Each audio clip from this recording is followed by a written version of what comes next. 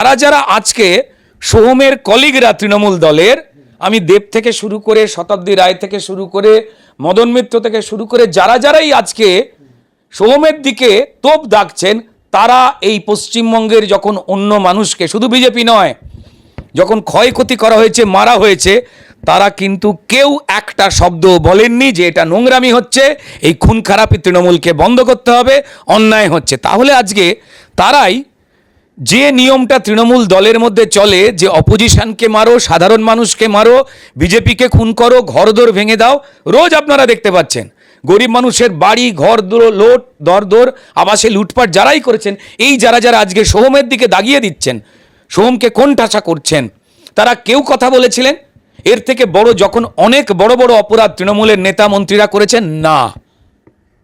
তার কারণ সোহম না জেনেই যাকে মেরে ফেলেছে তার নাম আনিসুল ইসলাম। তিনি একজন মুসলমান সম্প্রদায়ের আমাদের ভাই।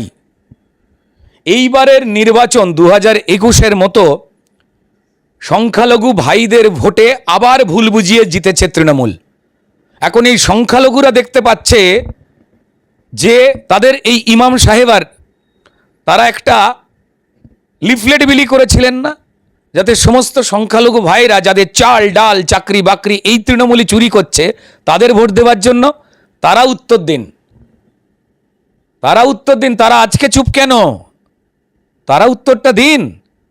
সবাই মিলে সোহমকে দাগিয়ে দিলে হবে? আরে সোহম তো ওই দলের বাকি বিধায়করা, নেতারা, এলাকার ছোট বড় তৃণমূল কর্মীরা যেভাবে বিজেপিকে মারে, সাধারণ মানুষকে মারে, ভয় দেখায়, সোহম তো ভেবেছে এইটাই দলীয় নিয়ম। মমতা বন্দ্যোপাধ্যায় তো কোনোদিন এইসব বিষয়ে আটকাননি। কোনোদিন যারা চুরি দুর্নীতি করছে হিন্দু মুসলমানের, কেন্দ্র থেকে অবিরত লক্ষ লক্ষ কোটি টাকা যা পশ্চিমবঙ্গের মানুষের জন্য পাঠানো হচ্ছে, জমি জিরেত যারা লুট করছে, যারা মারধর করছে মানুষকে, সোহম তো একটা নাকে মুখে ঘুষি মেরেছে, টল পেতে মেরেছে। আমাদের 200-র ওপরের কর্মীকে এই তৃণমূলের নেতারা, কর্মীরা খুন করে দিয়েছে। তাদের থেকে তো বড় কাজ সোহম করেনি। তাহলে তাদের বিরুদ্ধে মমতা বন্দ্যোপাধ্যায় বা তৃণমূল মুখ খোলেনি কেন? তাদের বিরুদ্ধে আমার সহকর্মী দেব সেই দিন চুপ ছিল কেন? রোজ চুপ থাকে কেন? শতাব্দী রায় চুপ থাকেন কেন? বাকি তৃণমূলের অন্যান্য নেতারা চুপ থাকেন কেন? কারণ সোহম যাকে মেরে ফেলেছে জানতো না। যদি জানতো তাহলে সোহমের ঘুষি ওই ভদ্রলোকের মুখ বা চোখ অব্দি পৌঁছতো না, লোকটা চোখও নষ্ট হয়ে যেতে পারত। সোহম যদি জানতো যে ও সংখ্যালঘু ভাই, তাহলে সোহমেরও ঘুষিটা হয়তো থেমে যেত। কিছু মনে করবেন না। আর এই সংখ্যালঘু ভোটটা যদি 2026 সামনে চলে যায়, তাই সোহমকে বলির পাঁঠা করছে সোহমের সহকর্মীরা, সোহমের দল। আমি সোহমকে বলবো ভাবতে তৃণমূল আসলে কারণ নয়। তৃণমূলের জন্য যারা চুরি করেছে, মারধর করেছে, তারা যখন কেন্দ্রের তদন্তকারী সংস্থার হাতে কোর্টের নির্দেশে বিচারকদের নিরপেক্ষ রায় যখন জেলে গেছে, এই তৃণমূলের কোনো নেতা দাঁড়ায়নি। তাই সোহমের পাশেও আজকে কেউ দাঁড়াচ্ছে না।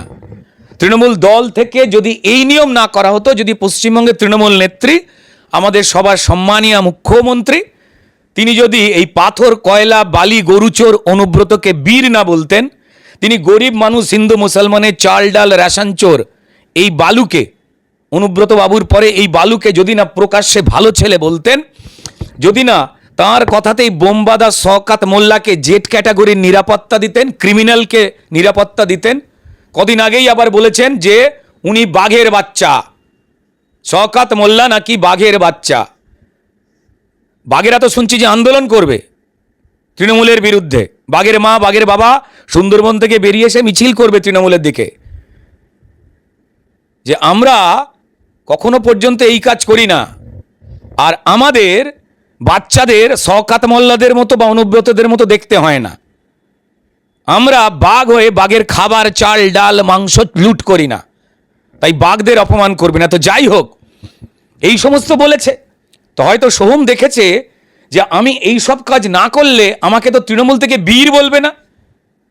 আমাদের দলে তো এটাই নিয়ম, যে যত মানুষকে মারবে, ধমকাবে, লুট করবে, সেটা করাটাই আমার দলে নিয়ম এবং তাদেরকে বীর বলা হয়। তাই হয়তো সোহম তৃণমূলের এমএলএ পদ বাঁচিয়ে রেখে দিতে বা তৃণমূলে বীর হয়ে উঠতে গেলে কি কাজ করতে হয়, তাই তৃণমূলের নিয়ম রক্ষা করবার জন্য অন্যান্য তৃণমূল নেতাদের মতো এই কাজটা করে ফেলেছে। আসলে যে সোহম এমনটা নয় যেটা আমরা জানি। কিন্তু যেমন দার্জিলিং যেতে গেলে বা ঠান্ডার জায়গায় যেতে গেলে বারবার আমি বলি যে মাংকি ক্যাপ পরতে হবে, মোটা সোয়েটার পরতে হবে, এটা নিয়ম। যতই আপনি পাতলা জামা কাপড় পরে শহরে ঘুরুন না কেন, ঠিক তেমন তৃণমূলে থাকতে গেলে বা বড় নেতা হতে গেলে তাকে বড় বড় চুরির সঙ্গে থাকতে হবে, নয় দুর্নীতির সঙ্গে, নয় হিংসার সঙ্গে জড়াতে হবে। সেটাই হয়তো সোহম ভাই ভুল করে চেষ্টা করে ফেলেছে।